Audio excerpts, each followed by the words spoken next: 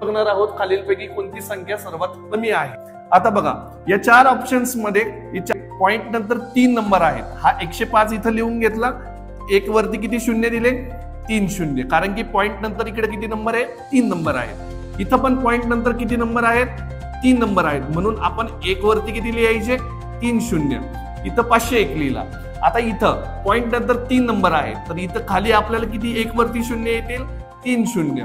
आता इथं पॉइंट नंतर 2च नंबर आहे, म्हणून खाली किती येईल एक वरती 2 शून्य। तर आता बघा तीनही ऑप्शन्स मध्ये 3 शून्य 3 शून्य 3 शून्य आहे। आता आपल्याला इथं एक शून्य ऍड करावं लागेल, हा शून्य लिहिला आणि वरती एक शून्य ऍड करून द्यायचा। आता याच्यामध्ये 105 501 15 आणि 150 यापैकी सर्वात कमी वाला कोणता आहे, तर हा नंबर आहे, म्हणजे आपला ऑप्शन कोणता आलं